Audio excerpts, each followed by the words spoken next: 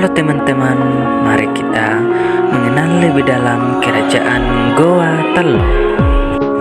Kami dari kelompok 6 akan menampilkan video-video tentang kerajaan Goa Tallo.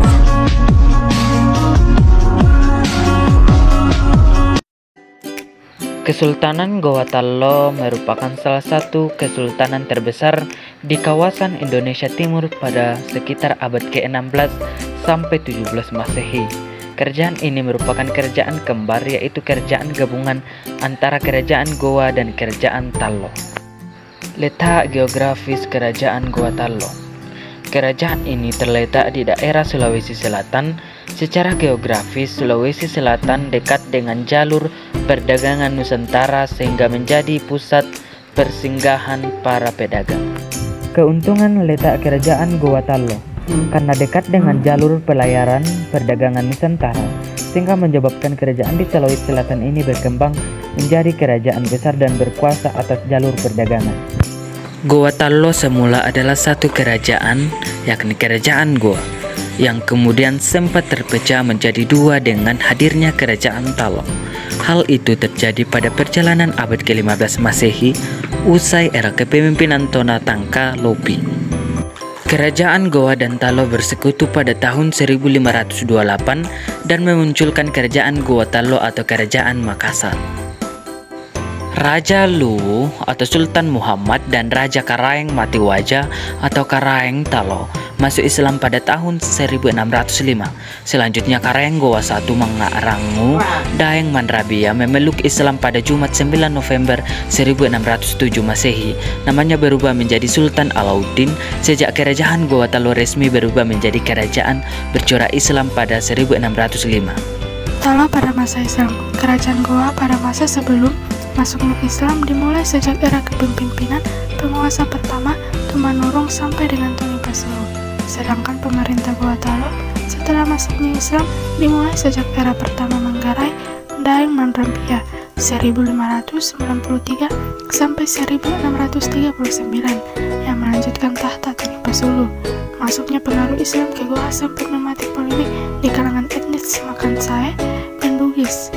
Kesultanan Goa saat mengajak kerajaan-kerajaan tetangga seperti Bone, Sapet, dan Wajo untuk menerima Islam. Sultan yang pernah berkuasa di kerajaan Goa Tallo yakni Sultan Alauddin, Sultan Malikus Said, Sultan Hasanuddin, dan Sultan Amir Hamzah. Perseteruan dengan VOC. Pada masa kepemimpinan Sultan Alauddin, terjadi pertentangan terhadap politik dagang Belanda karena melakukan monopoli perdagangan. Pertentangan terhadap VOC. Pada 1634, VOC memblokir kerajaan Goa, tetapi tidak berhasil. Peristiwa peperangan terus terjadi antara 1637 sampai 1638.